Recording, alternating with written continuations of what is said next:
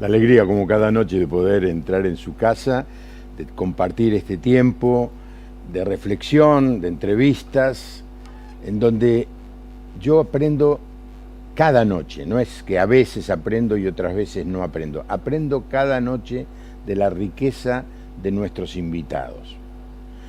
Y estoy cumpliendo 40 años de pastor en este año.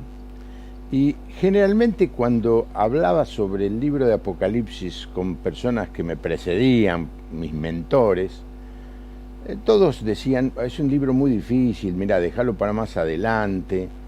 Finalmente, obviamente, tuve que encarar el estudio del libro de Apocalipsis y coincidí con ellos, que es un tanto árido, hay símbolos, metáforas, que son difíciles de entender y de interpretar. Para colmo, de golpe surgieron un montón de libros tratando de explicar el libro del Apocalipsis, con aplicaciones un tanto fantasiosas. Del libro del Apocalipsis surgieron novelas, libros, películas, series de televisión, de algunos de los pasajes del libro de Apocalipsis. Hasta que el año pasado, en medio de la pandemia, me encontré con José Manuel Sierra. Bueno, nos encontramos virtualmente, porque él está en las Islas Canarias, vaya lugar lindo para vivir, y nosotros aquí en Buenos Aires. Y es la primera vez que encuentro a alguien que me dice que se puede leer el libro del Apocalipsis, se debe leer el libro del Apocalipsis. Así que el programa de hoy tiene que ver un vuelo de pájaro sobre el libro de Apocalipsis, y yo le recomiendo, si usted es creyente, si usted tiene una Biblia cerca, que ahora en la introducción vaya buscando su Biblia para poder ir siguiendo la enseñanza que nos va a dar hoy José Manuel Sierra. José Manuel, un gusto tenerte en el programa en esta noche. Pastor, muchísimas gracias por contar conmigo una vez más para este programa. Usted ha elegido un tema que a mí me apasiona. Llevo muchísimos años estudiando el famoso libro del Apocalipsis y la verdad que me siento honrado el que usted cuente conmigo para hablar un poco sobre este extraordinario libro, que es un regalo maravilloso que el Señor le ha dado a su pueblo, a su iglesia, para que estemos preparados y sepamos cómo actuar en estos últimos tiempos, en los que ya, sin duda, estamos todos metidos. Así que muchísimas gracias, que el Señor lo bendiga grandemente, y aquí estoy a su entera disposición, pastor. Bueno, José Manuel, uno arranca la lectura del libro y la verdad que lo primero que se encuentra es con un momento especial en la vida del apóstol Juan. Juan tenía 85, 90 años, ¿no es cierto? Y recibe esta revelación allí en la isla de Patmos. Del primer capítulo, ¿qué cosa podemos mencionar?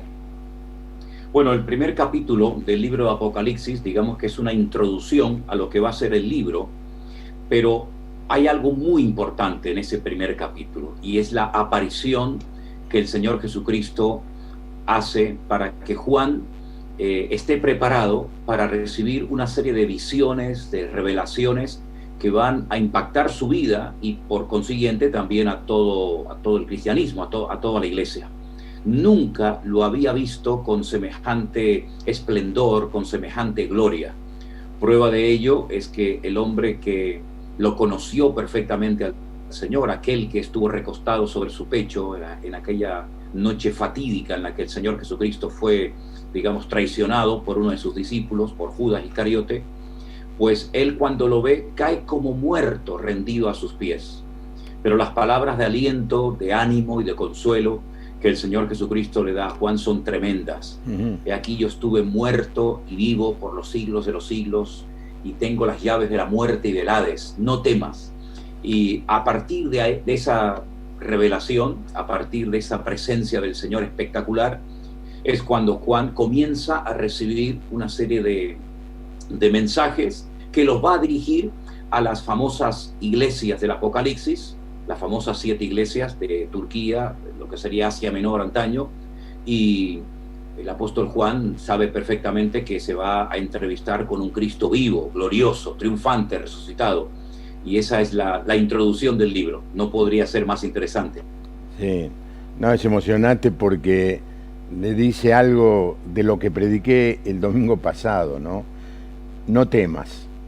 Amén. En general, los hombres tenemos la tendencia a tener miedo. El Señor, con una voz amorosa, le dice, no temas, pero le va a mostrar algo extraordinario. Bueno, mencionaste el capítulo 2 y el capítulo 3, están las 7 cartas a estas 7 iglesias, no fundadas por Juan, pero pastoreadas a esta altura por Juan. Él estaba mayormente en Éfeso y sus discípulos pastoreando estas otras 6 iglesias. Y luego llegamos al capítulo 4 y el 5, que digamos son los más conocidos, los que más se utilizan inclusive en las reuniones, en los cultos, en los momentos en que queremos exaltar al Señor. Háblanos un poquito de estos dos capítulos.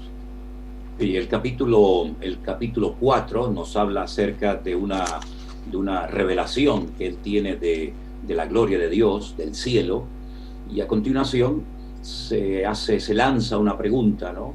¿Quién va a ser digno de desatar un libro, un pergamino que está, digamos, protegido por 7 sellos que lo han tenido, digamos, oculto durante todo el tiempo hasta que Juan llega y comienza a relatar lo que está escrito en el interior de ese pergamino, de ese libro, ¿no? El único digno que era capaz de abrirlo, de leerlo y de revelar lo que a continuación le va a mostrar a Juan fue el león de la tribu de Judá, el Cordero de Dios, el que quita el pecado del mundo, nada más y nada menos que nuestro Señor Jesucristo.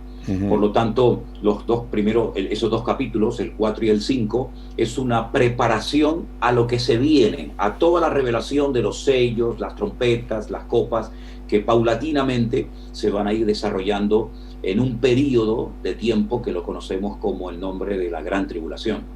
Sí. Bueno, en el capítulo 6 de golpe aparecen, el 7, de golpe aparecen estos famosos 144.000 sellados. Exacto. Que han traído polvareda porque hay una religión que no es cristiana, que se acerca al cristianismo, pero no es cristiana porque no reconoce que el Señor Jesucristo sea Dios, que son los testigos de Jehová.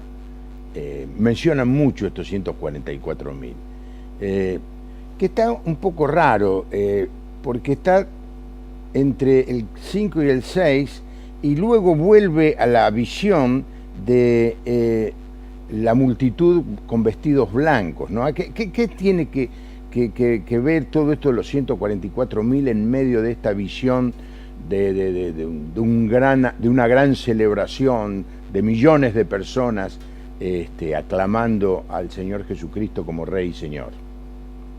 En el capítulo anterior, una vez que los sellos se han desatado, una vez que se han llevado a cabo esos juicios, esas manifestaciones de parte del Señor, pues resulta de que aparecen efectivamente los 144.000 dentro de una inmensa multitud de todos los pueblos, naciones, tribus y lenguas, la cual nadie puede contar. Y cuando se le pregunta a Juan, ¿estos quiénes son? Y Juan llora porque no sabe la respuesta. La respuesta es, estos son los que han salido de la gran tribulación y se han mantenido santos y castos y puros delante de la presencia del Señor. Y estos 144.000 son 144.000 personas de carne y hueso, valga la redundancia, que son 12.000 representantes de cada una de las 12 tribus de Israel. No tiene absolutamente nada que ver con esta religión o con esta secta que usted ha mencionado, sino son 144.000 personas escogidas por el Señor para una serie de funciones concretas y específicas.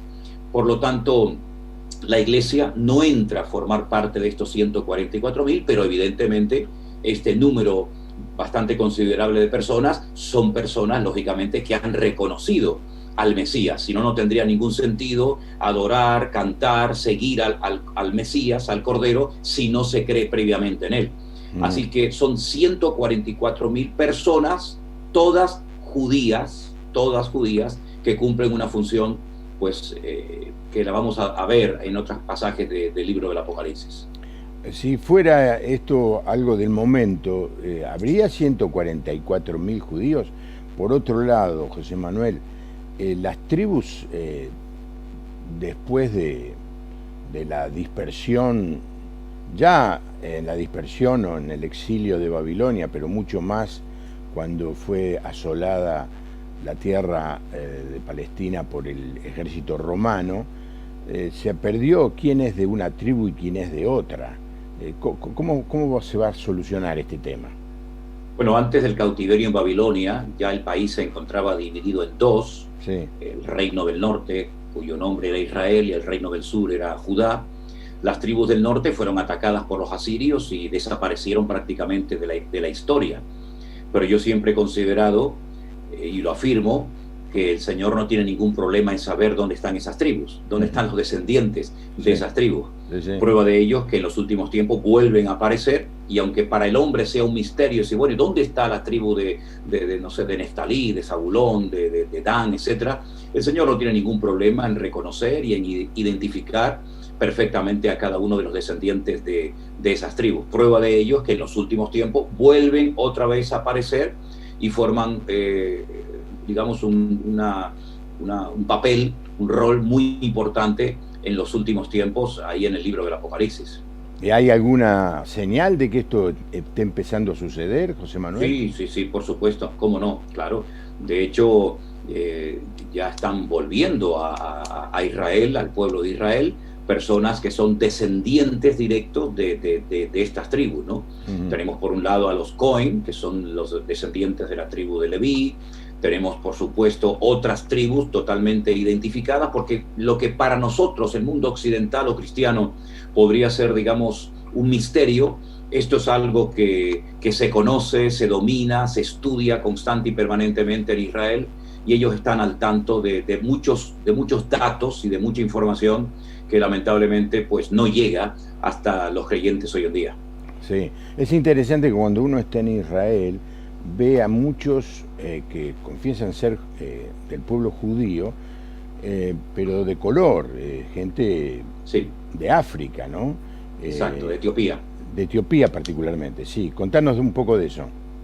Sí, son los falasha, son los únicos judíos negros, los únicos judíos de color. Y bueno, esto se cree que viene de la descendencia de una relación que el rey Salomón mantuvo con la reina de Saba.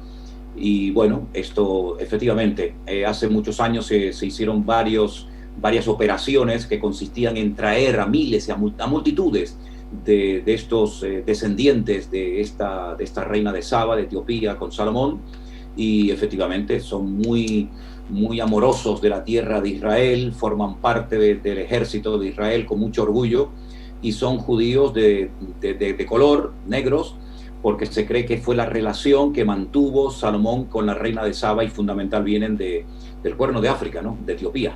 Sí, y me dicen, yo vi algunos, pero no tuve relación con ninguno cuando estuve en Israel. Me dicen que varios venían ya con la fe en el Señor Jesucristo, porque habían sido evangelizados en Etiopía, ¿no? Claro, porque no solamente Etiopía, digamos, entra en la escena, en la historia bíblica a través de la reina de Saba, sino que recordemos que en el libro de los Hechos, cuando uno de los diáconos de la iglesia primitiva, que después se le conoce como el evangelista Felipe, es conducido milagrosamente al desierto, donde le da testimonio a un etíope eunuco, funcionario de una reina llamada Candace, y se cree que este hombre llegó con el evangelio a Etiopía y evangelizó a muchísimas personas. Prueba de ello es que hay muchísimos etíopes cristianos que creen en el Mesías, y así es que creemos que no solamente por Salomón, sino también por el ministerio evangelístico de aquel funcionario que se convirtió en el desierto con Felipe y fue bautizado, muchos llegaron al conocimiento del evangelio. Bueno, cerramos esto de los 144.000. ¿Te parece, Okay. José Manuel, si usted forma parte del pueblo judío, bueno, le pasa más cerca esta enseñanza, si no somos del pueblo judío? Bueno, que yo tampoco sé si soy o no. Yo soy descendiente de italianos, pero mis abuelos vinieron de Sicilia, y Sicilia es una isla, estuvo dominada por cuánto pueblo, cuánto reino, cuánto emperador hubo en el transcurso de la historia, así que uno nunca sabe. Yo me encuentro con personas que por el apellido, por alguna razón, dice, mira, quizá yo en algún momento mis familiares eran judíos, no sabemos. Ahora vamos al otro capítulo, al capítulo 8, y ahí empieza el tema de los sellos. ¿Qué es esto de los sellos? Bueno, en aquellos tiempos no existían los libros tal y como los conocemos nosotros hoy en día. Eran pergaminos, ¿verdad?, que se sellaban, se lacraban para que nadie pudiera leer su contenido. Y entonces hay como una especie de visión celestial donde se ve uno de estos pergaminos que ha sido sellado previamente con 7 sellos, ¿verdad? Y cada vez que se abre, cada vez que se desata o se rompe uno de estos sellos, ocurre algo en la tierra. Es una forma, digamos, metafórica de explicar lo que va a ir sucediendo, lo que se va a ir desarrollando con el paso del tiempo. Llegamos al 7º sello, que es el que da comienzo a otro periodo de 7, en este caso 7 toques de trompeta o de shofar, ese cuerno de carnero que se toca en ciertos momentos del año en Israel. Y entonces ya entramos en otros 7 juicios, 7 manifestaciones de la ira de Dios, que darán finalmente con las 7 trompetas. Todo en el Apocalipsis gira en torno a una serie de números. El 7 es muy importante, hay 7 iglesias, hay 7 sellos, 7 trompetas, 7 copas. La tribulación dura 7 años, etc. Por lo tanto, es un número muy repetitivo a lo largo del libro. Los sellos son 7. Cuando termina el último, comienzan las 7 toques de trompeta, y a la 7ª trompeta, según 1 Corintios capítulo 15, ocurre algo muy interesante que muchas veces se lee, pero que no se profundiza en lo que realmente el apóstol Pablo quiso decir ahí. Sí, José Manuel, el 7 es un símbolo de la perfección, ¿no es cierto? Exacto. Por ejemplo, sí. En algún momento se dice que tenía 7 ojos. Yo no creo que esa figura tuviera 7 ojos, sino que tenía, así yo lo entendí, una visión perfecta, ¿no? Entonces, cuando hablamos de los 7 sellos, estamos hablando de un sello perfecto o de 7 cosas diferentes una de otra. Cada sello tiene su propia característica. Esos sellos se empiezan describiendo a unos caballos que van cambiando de color, ¿verdad?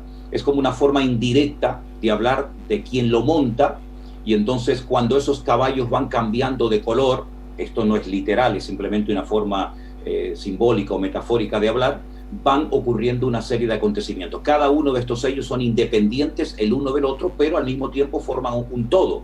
Y hay que leer los 7 para saber realmente qué es lo que va a suceder, porque si extraemos uno solo y no explicamos, si no leemos el contexto, pues podemos sacar conclusiones totalmente equivocadas, como muchas veces ha sucedido. Sí, hay mucho temor, ya lo hablamos antes y creo que en la introducción lo dije, hay mucho temor porque se malinterpretan muchas metáforas o muchas figuras de este libro, ¿no? ¿Y las trompetas, qué significan las trompetas? Las 7 trompetas son 7 juicios. Cada vez que se toca una trompeta, ¿verdad?, ocurre algo en la tierra. Es decir, hay una repercusión en la tierra de lo que ocurre en el mundo espiritual. Nosotros los cristianos creemos que hay un mundo espiritual que no se ve, salvo excepciones que el Señor lo permite ver y contemplar.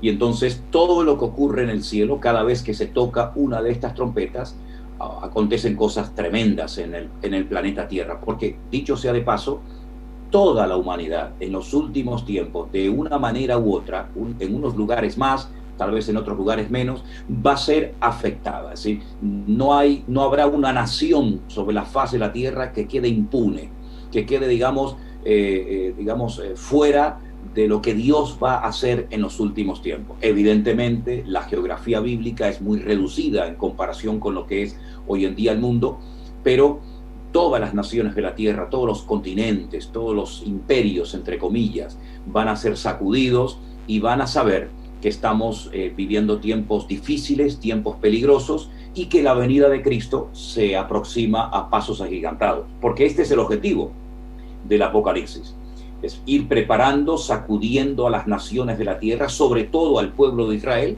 para que finalmente reconozca que el Mesías viene y que viene a reinar y a revelarse y a poner sus pies sobre la tierra, y en fin, todos conocemos ya el resto de la historia, ¿verdad? En la quinta trompeta es cuando se dice que va a venir algo así como un meteorito o una estrella del cielo. Sí, exactamente. Habrá meteoritos, ya hace mucho tiempo, ya la NASA y otros científicos vienen hablando acerca de la posibilidad de que caigan sobre la Tierra inmensos, enormes meteoritos. Ya han ocurrido a lo largo de la historia, hay registros históricos y hay lugares en el mundo donde se ve el impacto que estos meteoritos han producido. Y la Biblia está hablando muy claramente, nos revela de que las potencias serán conmovidas y enormes meteoritos impactarán en la Tierra, y esto no es ciencia ficción, esto es lo que algunos presentan como ciencia ficción o como un argumento de alguna película, pero esto va a ser un hecho real. Si en los últimos tiempos cielo, mar y tierra van a ser sacudidos de alguna manera tremenda, y los hombres se van a dar cuenta de ello. Sí. Y lo otro, en la otra trompeta se menciona un ejército como de 200 millones de personas allí en la zona de lo que hoy es Irak o Irán, ¿no? Bueno, esa zona allí del oriente, ¿no? Sí, bueno, realmente por aquella zona fue donde empezó todo, en lo que conocemos como la Mesopotamia, los ríos Tigris y Éufrates, ¿verdad? Pues allí estaba lo que hoy en día conocemos como Irak, que antaño era Babilonia, Persia, que hoy en día es Irán, todo lo que es el Oriente Medio. Claro, cuando Juan recibe esta cifra, la revelación de este ejército tremendamente numeroso, seguramente habrá quedado muy sorprendido, porque en ese momento no había esa población a nivel mundial. Sin embargo, nosotros sabemos hoy en día que, por ejemplo, la nación de China ya cuenta con ese número de soldados preparados para intervenir militarmente en cualquier momento, ¿no? Por lo tanto, lo que para Juan era una sorpresa y un motivo de asombro, para nosotros es lo más normal hoy en día, porque sabemos que hay muchísimos más millones de habitantes en el mundo. Ya estamos sobrepasando la cifra de 7.000 millones. Por lo tanto, el Apocalipsis está mucho más cerca de nosotros de lo que nos podamos imaginar. Claro, en esa época, no sé si tenés esta cifra en mente, pero el mundo conocido, cuánto del Imperio Romano, lo que ellos conocían, los pueblos bárbaros del norte, la gente de la India, porque Alejandro Magno había llegado hasta la India. ¿Qué población habría en el mundo? No llegaría... Póngale usted, entre 30 y 50 millones de habitantes podría haber en aquellos tiempos en los que se escribió el libro de Apocalipsis. Por eso la cifra que el Señor le revela a Juan es una cifra realmente descomunal, es algo que a él lo sorprende, porque ya digo, 200 millones de personas en aquel tiempo era algo realmente impensable. Y esto son como anuncios de algo que se está formando, algo que se está armando. Caen los meteoritos, salen las langostas por todos lados, aparece este ejército. ¿Qué es lo que se está anunciando con todos estos sonidos de trompeta? Bueno, la trompeta, los shofar, es un instrumento que se utiliza mucho en la Biblia. Ya desde la famosa batalla de Jericó se tocaron los cuernos de carnero, los famosos shofar, y las murallas de Jericó cayeron. Había trompetas de plata que el Señor mandó al pueblo de Israel construir a través de Moisés en la ley. Por lo tanto, es un instrumento que se utilizaba mucho para convocar, para llamar a la gente a la guerra. Los que hemos estado en el ejército sabemos perfectamente que muchos anuncios se daban con la trompeta. No hacía falta que nadie saliera con un megáfono, ¿no? y dijera, ahora hay que formar, ahora hay que levantarse, ahora hay que acostarse. Sino sabemos que con la trompeta se pueden decir muchísimas cosas, se pueden transmitir muchos mensajes.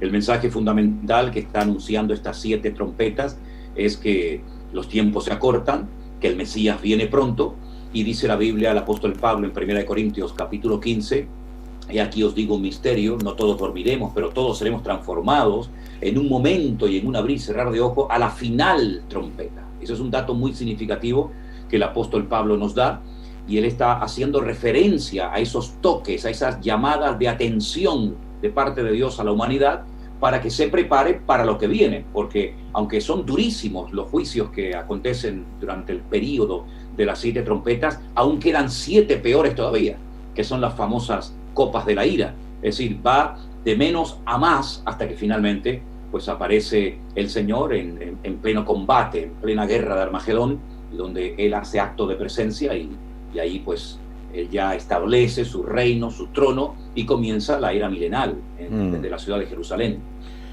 De golpe aparece el ángel con el librito. Siempre me llamó la atención, hasta cuando era chico, esto que el librito. Inclusive he llegado a ver algunas figuras, como el ángel con un librito chiquitito. ¿Qué significa esto?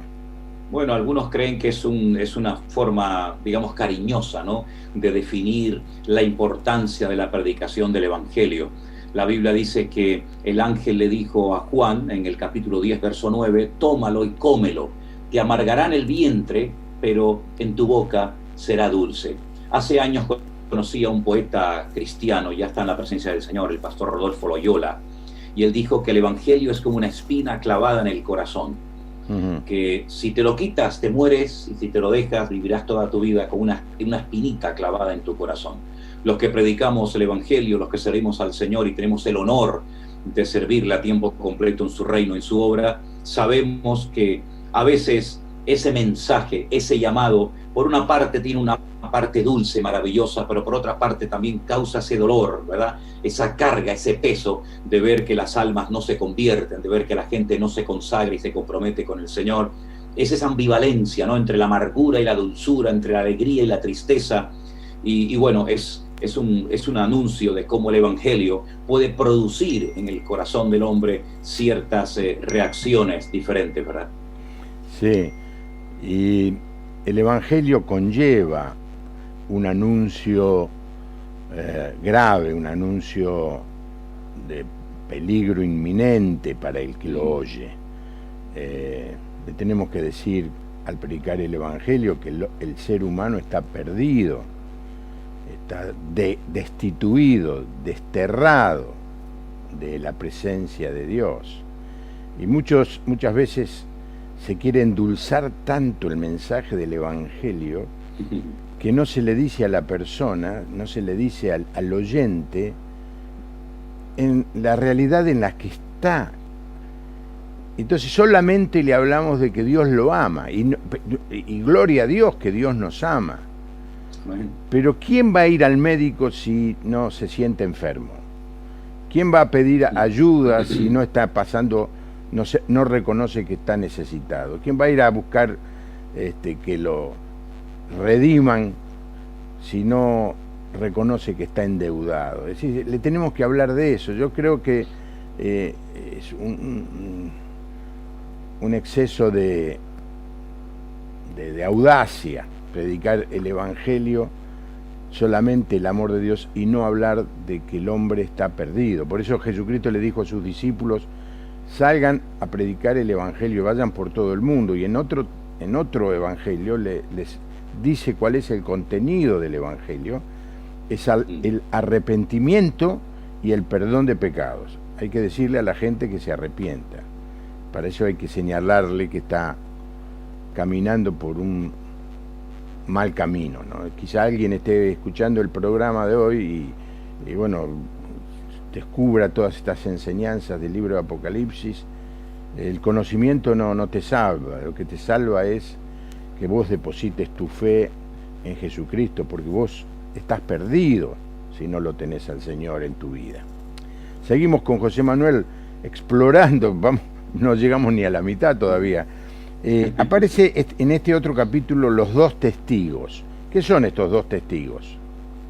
Sí, los 2 testigos, aunque algunos han tratado de ponerle nombre y de identificarlos, yo no voy a entrar en ese juego, porque si la Biblia no nos proporciona el nombre de estas 2 personas, ¿quién soy yo para atreverme a decir son fulanito y menganito. Claro. Lo que sí sabemos es que los dos testigos son dos personas que van a estar predicando, volvemos otra vez a lo que usted decía, van a estar predicando el Evangelio durante una parte, la primera parte de la gran tribulación, que son 3 años y medio, y claro, su ministerio se parece mucho, por ejemplo, al de Moisés, al de Elías, por las cosas que hicieron, por las cosas que dijeron, pero en definitiva los dos testigos son dos personas de carne y hueso, cuya función es predicar durante 3 años y medio el Evangelio, sobre todo al pueblo de Israel desde la ciudad de Jerusalén, y finalmente a estas dos personas los matan, los tienen 3 días tirados en la calle como animales, como perros, lo cual es un auténtico insulto en esa cultura, y a los 3 días el Señor los levanta para sorpresa de las naciones, para sorpresa del mundo, a los ojos de todo, y son dos personas que son tremendamente usados y poderosos en su ministerio para llevar a miles de personas a los pies de Cristo y reconocerlo como el verdadero Mesías. Eso es lo que podríamos decir a grandes rasgos de estos dos testigos que ya fueron profetizados en el Antiguo Testamento por el profeta Zacarías, a los cuales se le llama mis dos ungidos. Vos entonces estás diciendo, José Manuel, que en el medio de la tribulación va a haber predicación y va a haber conversiones. Totalmente, pero como nunca antes. De hecho, al principio del libro, aquel anciano le hace una pregunta a Juan, le muestra una multitud y le dice, esta multitud de todos los pueblos, naciones, tribus y lenguas, que nadie puede contar, esta gente quiénes son y de dónde vienen. Y la respuesta que recibe Juan es, estos son los que han salido de la gran tribulación y no se han manchado, no se han contaminado, han reconocido al Mesías. Por lo tanto, durante el periodo de la gran tribulación, millones de personas se convertirán. No nos quepa la menor duda, porque se va a predicar el Evangelio como nunca antes, por todos los medios habidos y por haber. Por lo tanto, claro que en la gran tribulación se predicará y mucho el Evangelio y habrá muchos resultados. Donde abunda el pecado, sobreabunda la gracia, dice la palabra del Señor, ¿verdad?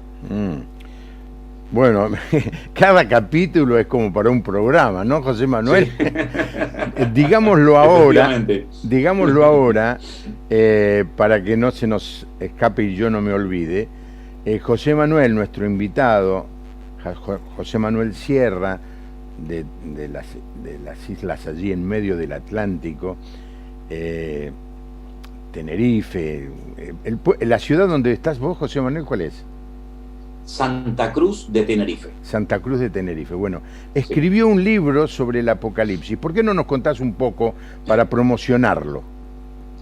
Bueno, hermano, yo le doy gracias al Señor porque son herramientas que se utilizan para llevar al pueblo de Dios a un sano conocimiento de las Sagradas Escrituras y al mismo tiempo para ayudar a tantos inconversos que se preocupan por lo que va a acontecer en los últimos tiempos. El Señor me permitió el año pasado, en 2020, publicar mi primer libro que se llama Escatología, que se puede comprar por internet en la plataforma de Amazon, y es un libro que de una forma sencilla y clara, con un lenguaje que cualquiera puede entender, intento explicar las cosas que tienen que ver con los últimos tiempos, como el falso profeta, el anticristo, los dos testigos, la tribulación, todo esto, y aparte de todo eso, hay una serie de lecciones, una serie de clases que están grabadas en nuestro canal de YouTube, Centro Evangélico Vida Nueva, que refuerzan la enseñanza que se da en ese libro. Y curiosamente, en pleno confinamiento, cuando todo el mundo se hacía muchas preguntas acerca de qué es lo que está ocurriendo, qué está sucediendo en todo el mundo, justamente en ese tiempo salió ese libro que fue de muchísima bendición para mucha gente en ese momento. José Manuel, ¿cuánto de inspiración, de revelación mística y cuánto de trabajo te llevó el libro? Bueno, yo le digo sinceramente, el estudiar es algo fundamental en la vida de todo siervo de Dios. Esto, claro, creemos en que Dios te puede inspirar, Dios te puede revelar, pero Dios te va a revelar lo que está escrito. Si Dios no te va a revelar algo nuevo que no está escrito en su palabra, si Dios te revela algo nuevo que no está en su palabra, dudo mucho de que eso te lo revele el Señor, porque el Señor no va a ir en contra de su palabra ni me va a dar a mí algo que ni Juan, ni Pablo, ni Pedro escribieron en su palabra, ¿no? Por lo tanto, es un esfuerzo, es un trabajo de estudio, de investigación de años, y todo eso se ha plasmado en ese libro, pero fundamentalmente es el resultado de estudiar y de escudriñar las Sagradas Escrituras, porque eso es un mandamiento bíblico, escudriñar las Escrituras, ¿verdad? Porque ellas dan testimonio de mí. Por lo tanto, ese libro es el fruto de años y años de estudio y de profundizar, no solamente en el libro del Apocalipsis, sino también en el libro de Daniel. Porque, permítame decir, pastor, que si no conoce uno y no ha leído y estudiado en profundidad el libro de Daniel, va a ser muy difícil poder interpretar cosas que se nos cuenta, que se nos relata en el libro del Apocalipsis. Son libros que van de la mano. Uno depende del otro. Por lo tanto, son dos libros que se tienen que estudiar a la vez.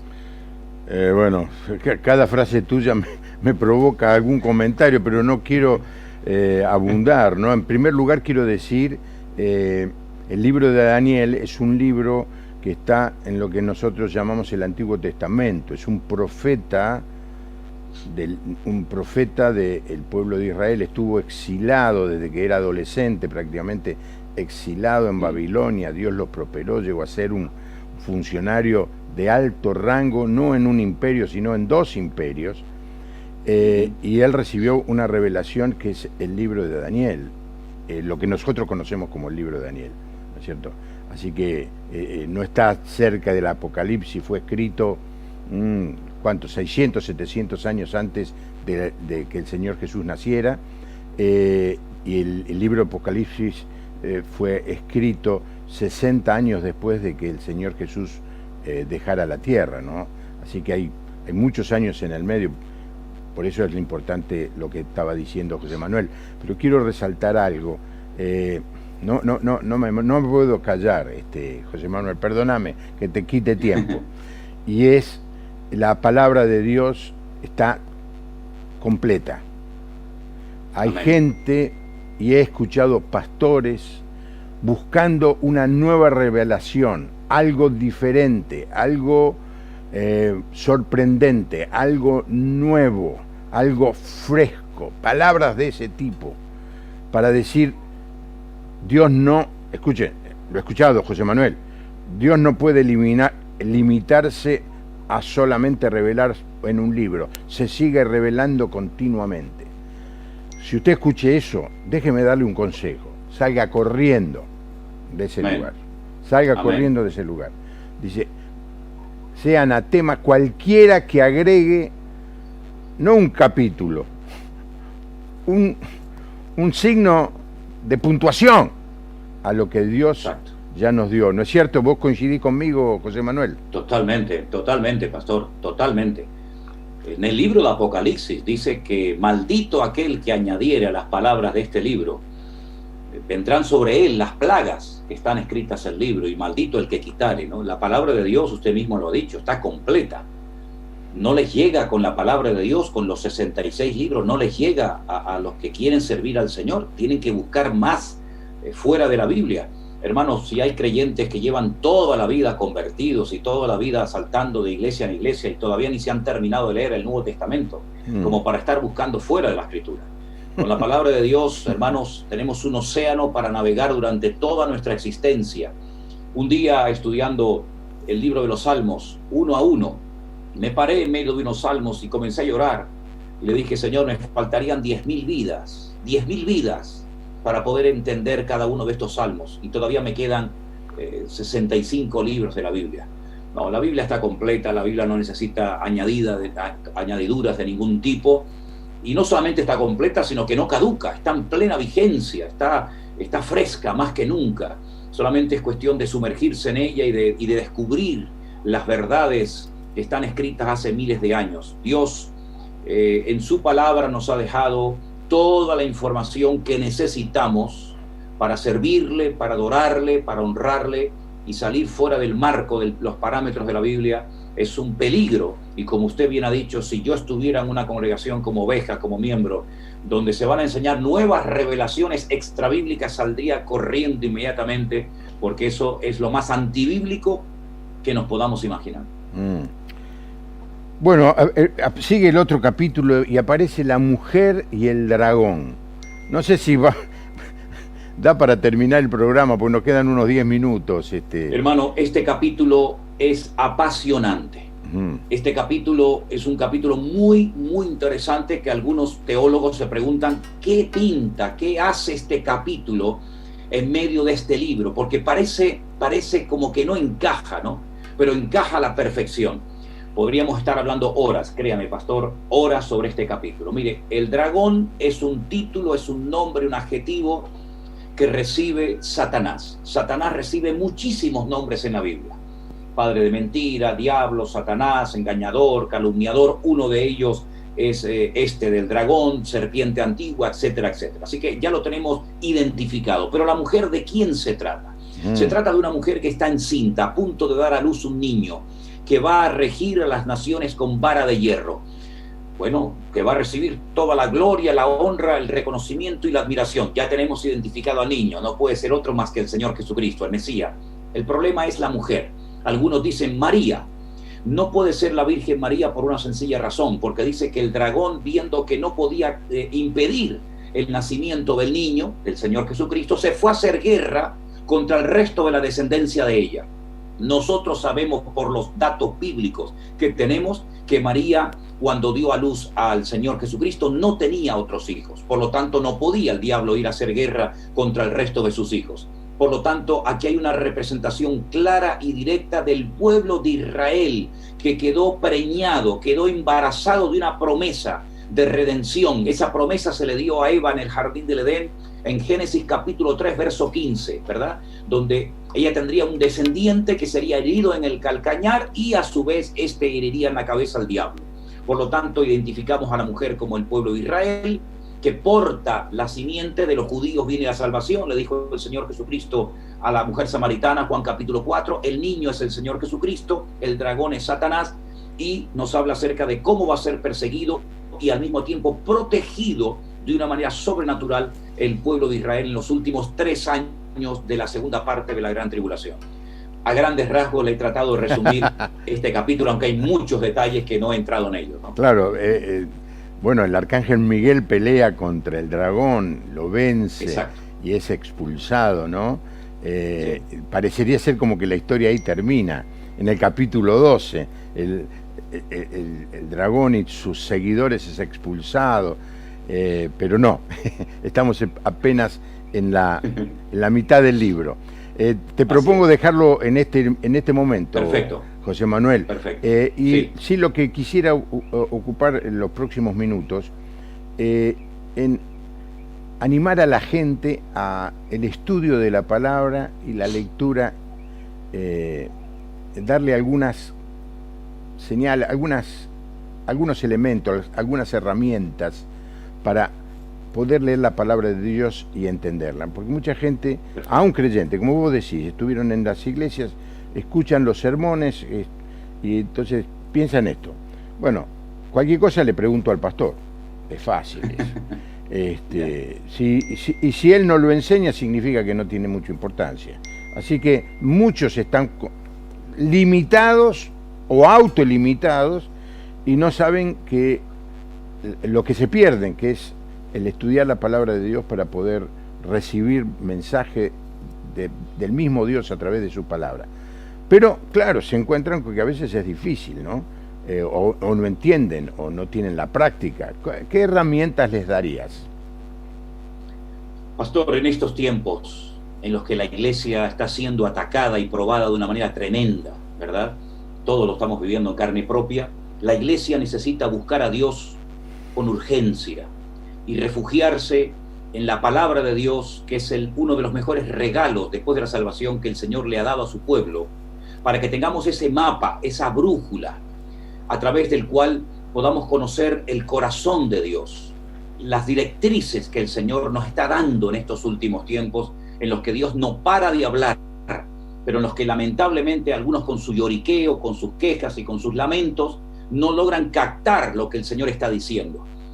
El Señor en su palabra dijo, volveré otra vez. Es una de las promesas más maravillosas que el Señor Jesucristo le ha dado a su pueblo. Volveré otra vez y todo ojo me verá y toda rodilla se doblará y toda lengua confesará que yo soy el Señor, para gloria de mi Padre.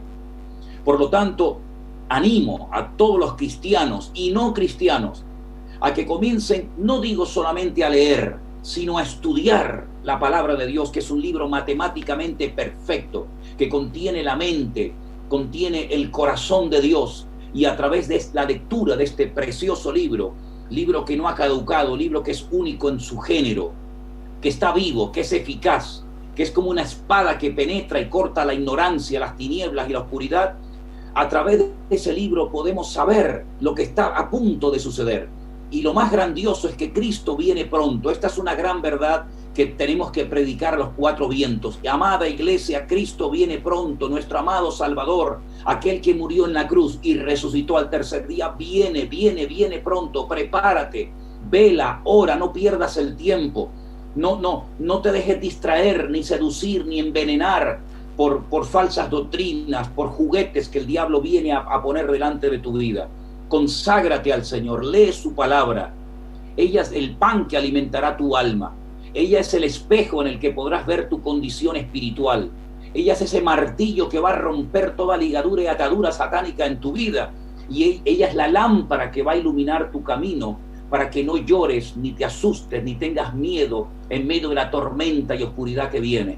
Porque el Señor ha prometido estar con nosotros todos los días hasta el fin del mundo. Y su palabra, hermanos, pasará el tiempo, el espacio, el cielo, la tierra pasarán, pero su palabra permanecerá por la eternidad. Por lo tanto, te animo, pueblo de Dios, les animo a todos ustedes a que comiencen a leer la Biblia, pídanle revelación, pídanle sabiduría al Señor y Dios te la va a dar. Empiecen a leer la Biblia si quieren desde el principio, no hay ningún problema, por el Nuevo Testamento, por donde quieran, pero empiecen ya a leer la Biblia, porque va a traer aliento, va a traer sanidad emocional, física, a tu mente, a tus emociones, y vas a poder vivir una vida cristiana en paz, tranquilo y seguro, sabiendo en quién hemos creído y confiado. Tremenda exhortación, José Manuel. Y cuando la empieza a leer, el consejo es, ya lo dijo José Manuel, ore al Señor, antes de leer, Señor, háblame a través de este pasaje que voy a leer. Y hágase algunas preguntas, yo le voy a sugerir algunas, porque yo sé que José Manuel lo va a decir. ¿Qué quiso decir este pasaje en el momento para el cual fue escrito? Y después, ¿qué me dice este pasaje a mí? A ver, amplíame un poquito esto que acabo de decir, José Manuel. Hermano, lo que usted está diciendo es de vital importancia para poder extraer las verdades de los textos bíblicos. Si me permite, y disculpe que lo diga, el Señor me permitió publicar un segundo libro el año pasado que se llama Homilética y Hermenéutica. La hermenéutica es la ciencia que nos ayuda a la correcta interpretación de los textos bíblicos, y la homilética a exponer públicamente dicho conocimiento. Hay una serie de reglas de oro que no podemos quebrantar ni saltarnos para poder entender la palabra y aplicarla a nuestro diario vivir. Una de ellas es la que usted ha dicho. ¿Qué me está diciendo a mí este texto? ¿Por qué se escribió? ¿Cuándo se escribió? ¿A quién se escribió? ¿Es una profecía? ¿Es una promesa? ¿Es algo que se ha cumplido? ¿Fue algo específico para una persona o es algo genérico para todo el pueblo de Dios? La hermenéutica es una herramienta indispensable, y en ese manual práctico y sencillo de entender doy las pautas para que cualquier creyente de una forma autodidacta, sin salir de su casa, pueda estudiar y disfrutar del estudio de la palabra de Dios, y esto va a ayudar a muchos a que no sigan diciendo como excusa, es que no entiendo la palabra, es que no sé lo que significa, es que no sé si esto es para mí o para el pueblo de Israel. Con ese manual de hermenéutica ustedes tendrán una herramienta maravillosa, práctica, que les va a ayudar a disfrutar de la enseñanza que el Señor dio en su palabra y poder aplicarla a las circunstancias personales de cada uno de nosotros. Bueno, pero me sorprendiste porque dijiste que solo habías escrito un libro y ahora me decís que escribiste otro libro. ¿Cuál es el título de este segundo libro? Bueno, el primer libro se llamó Escatología, del cual ya hemos hablado. El segundo libro se publicó al poquito tiempo, es de Hermenéutica y Homilética. El tercer libro que publiqué es de Demonología. Explico y desarrollo todo el mundo espiritual, la realidad del mundo espiritual, la influencia que ejerce el mundo espiritual en nuestro mundo natural. El cuarto libro es Mi Devocional Diario, que es un devocional que nos ayuda todos los días a desarrollar una disciplina y empezar el día con el Señor. Y luego está a punto de salir el siguiente, que es un libro que lo he titulado Educación Cristiana, que le va a ayudar al creyente a estar bien educado y bien preparado para no dejarse arrastrar y seducir por las mentiras que lamentablemente se han estado enseñando y divulgando desde muchos lugares en los últimos tiempos. Bueno, José María, qué bárbaro vivir en Tenerife, ¿eh?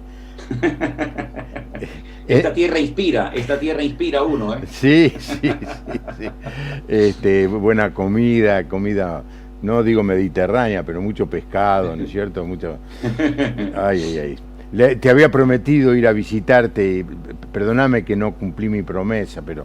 No, bueno, aún está a tiempo, no lo dé por zanjado, sí, aún queda tiempo, ¿eh? Lo voy a hacer. Muchísimas gracias, José María, por este rato que nos has regalado. Estoy seguro que ha significado de mucha enseñanza, ha motivado a otros a leer. Y claro, te tengo que invitar o pedir que, bueno, digamos dentro de un par de meses podamos hacer otro programa con los próximos capítulos, ¿no? Que son tremendamente interesantes. Llegamos hasta el capítulo 12, así que nos quedan casi 10 capítulos para charlar. Nos da para otro programa, ¿no? Así es. Así que va a ser un gusto. ¿Te parece bien la propuesta, José Manuel? Pastor, encantado de la vida. Usted me tiene aquí siempre a su servicio, a su disposición, y efectivamente se nos ha quedado la mitad del libro por dar una explicación, así que cuando usted quiera, aquí me tendrá, y que el Señor le bendiga, le siga utilizando. Creo que usted, igual que yo, este año cumplimos 40 años de servicio en la obra del Señor. Mirá. Y que el Señor nos dé otros 40 años más para poder servirle en su obra. Bueno, ¿por qué no? A Moisés el Señor lo llamó cuando tenía 80 años. Amén. Así que capaz que el Señor dentro de 5 años me dice, bueno, tengo un gran trabajo para vos, no sé. Estamos a disposición del Señor. Amén. Privilegio. Gracias, pastor. Gracias. Te quería hacer una pregunta antes de empezar el programa. De los otros programas, ¿tuviste alguna respuesta allí en Tenerife? ¿Alguien que te dijo que nos vio charlando? Sí, hermano, sí, porque usted sabe que nosotros con esta iglesia virtual que tenemos por todo el mundo, tenemos a muchísimos hermanos de Argentina. Me escribe mucho de Oberá, de Posadas, toda esa zona de Misiones, Buenos Aires, de Comodoro Rivadavia, de Rosario, últimamente nos están escribiendo mucho, de Entre Ríos, de distintos lugares, de Tucumán también recientemente. Sí, pastor, me han escrito y me han hablado personas que vieron estos programas, y estoy seguro que esto está llegando a muchos lugares, y en los próximos días voy a recibir muchas llamadas y WhatsApp y correos de mis queridos hermanos de Argentina, a los cuales amo y les guardo un gran cariño. Sé que en este momento estáis confinados nuevamente, pero bueno, es tiempo extra que el Señor nos está dando para orar, para prepararnos.